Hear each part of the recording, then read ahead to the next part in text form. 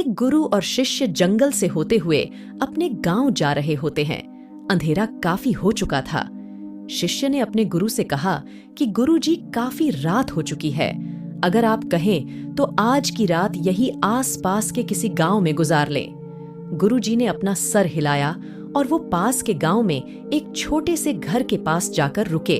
अब जैसे ही वहां गए तो गुरुजी के शिष्य ने दरवाजा ठकठकाया।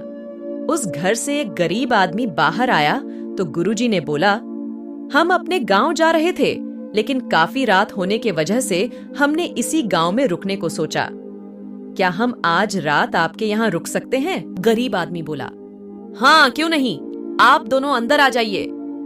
अब जैसे ही गुरुजी अंदर गए, उन्होंने देखा कि उस आदमी के घर में बहुत ज्यादा गरीबी थी। गुरुजी ने उससे पूछा कि आप काम क्या करते हो? वह गरीब आदमी बोला कि मेरे पास बहुत सारी जमीन है। तो गुरुजी ने बोला, अगर तुम्हारे पास बहुत सारी जमीन है तो इस तरह से क्यों रह रहे हो? वो आदमी बोला, ये किसी काम की नहीं है। गांव वाले बोलते हैं कि ये बंजर जमीन है, यहाँ पर कुछ भी नहीं उगाई जा सकती और वहाँ फसल उगाना बहुत बड़ी बेवकूफी है। गुरुजी ने बोला कि तुम्हारा गुजारा कैसे होता है? उसने बोला कि मेरे पास एक भैंस है जिससे मेरा पूरा घर चलता है।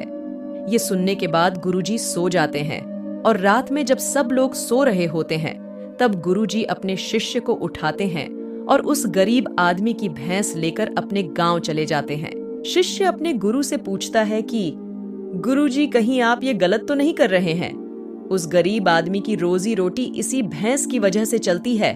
तो गुरुजी अपने शिष्य की तरफ देखते हैं और मुस्कुराते हुए आगे बढ़ जाते हैं। उस बात को तकरीबन 10 साल गुजर जाती है और जो गुरु का शिष्य था वह बहुत बड़ा गुरु बन चुका था।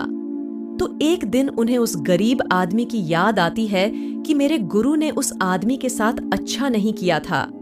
मुझे एक बार चलकर देखना चाहिए कि वो आदमी अब किस परिस्थिति में है।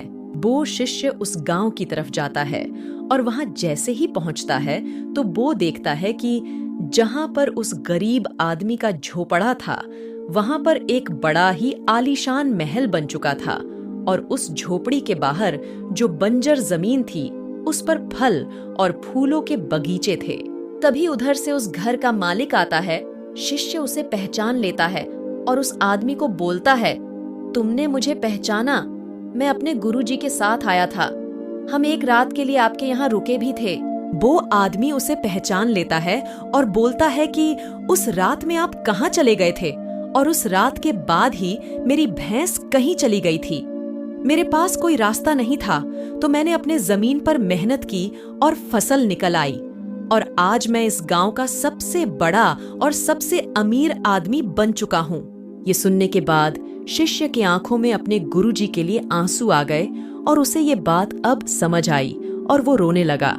इस कहानी से हमें ये शिख मिलती है कि हमारे अंदर ऐसी बहुत सी टैलेंट छुपी हुई है, लेकिन हमें कोई ना कोई चीज रुका कर रखी है। वो आपके फैमिली वाले भी हो सकते हैं, आपका जॉब भी हो सकती है, कुछ और भी हो सकता है। देखिए, आपके पास भी तो भैंस की जैसी कोई दूसरी चीज तो नहीं है जिसने आपको आगे बढ़ने से रोक कर रखा है।